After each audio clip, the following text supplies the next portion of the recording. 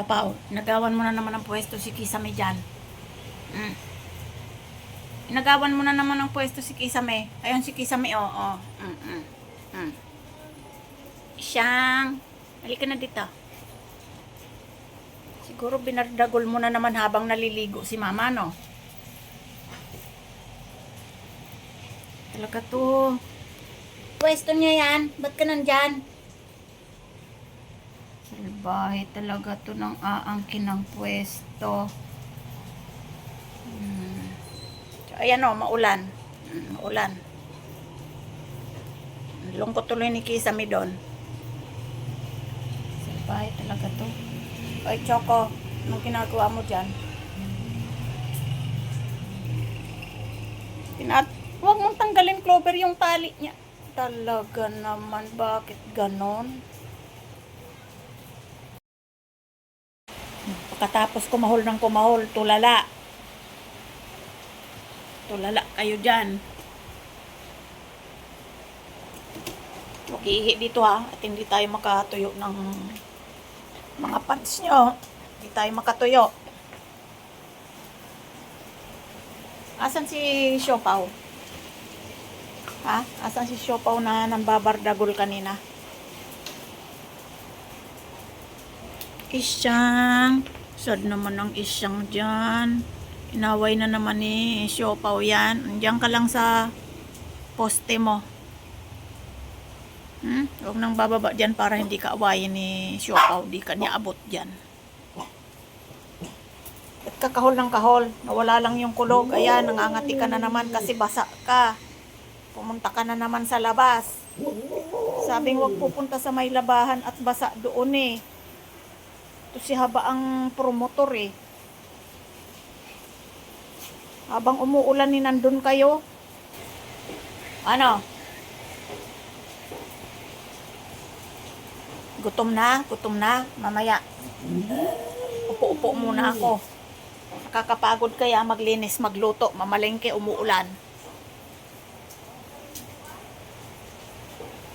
Aray ko naman, Choco. Ginaganan mo na naman yung aking ingrown na injured.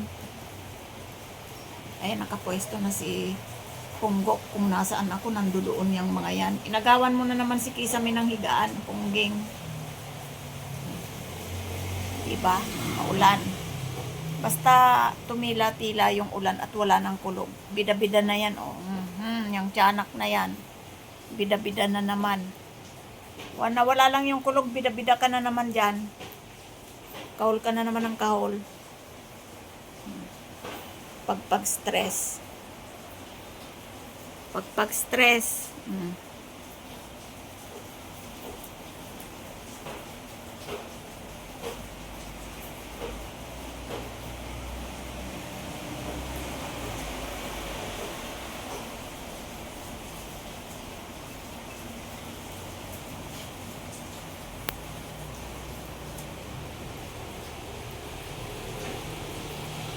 Babay na ba?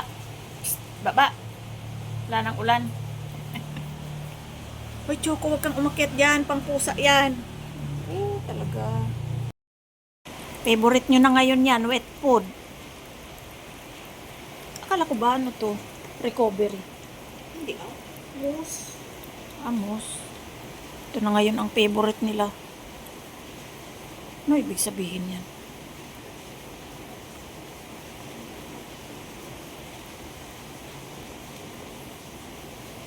Hala, kainin yan lahat. Ubusin na, huwag magtitira.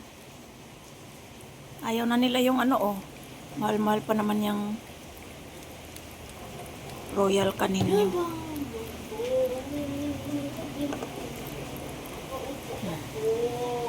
Magkasundo sila basta pagkain.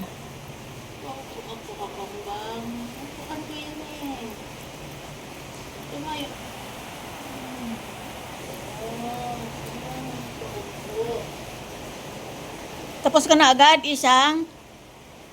Paano kita bibigyan ng pagkain kung nandito ikaw? Naku, ubusin na ni Siopaw. Mas gusto na talaga ni Siopaw itong wet be. Kumain si Kisame konti lang. Magkakatabi na yung pagkain nila sa ano,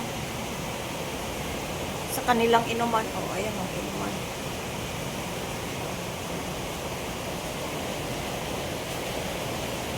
Kunti lang natira oh. Haba, ba, hawawa ang haba, ba. Ubot ang pagkain ng haba, ba. Bakit? Kumain ka naman ng pork, ah. Binigyan kita ng pork eh, grilled pork. Hindi pa ba sapat yon? Sus, ingit ka pa sa kumain si Kisame ng wet food. Ha? Kay hilamos mo lang. Ay, ba't mo tinatanggal yung tali mo? Saan na yung isa? Ba't isa na lang yan?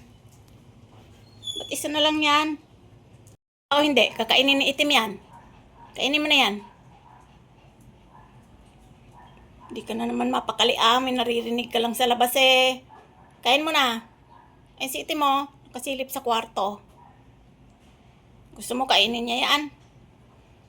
Itim, kainin mo na. Ayaw ni Choco. Kainin mo na, sige na, kainin mo na. La, ayaw mo? Pinagluto kita ng paborito mo eh. Hindi nga yan dog food eh. Kasi tamilmil ka sa dog food eh. Pinagluto nga kita ng egg eh. Favorite mo nga yan eh. Oh. Egg yan oh. Ayaw mo? Bibigay ko talaga yan kay itim-tim. Breakfast mo yan eh. Yan, kainin mo muna bago mag-chismis-chismis. Chismosa ka, mana ka na rin kay haba.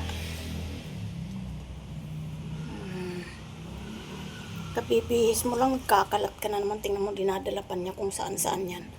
Dinadala niya yan dun sa labas para lang makachismis. Pagkain niya, binabaon niya kung saan-saan. Busin mo muna yan bago ka umalis dyan. Babantayan kita.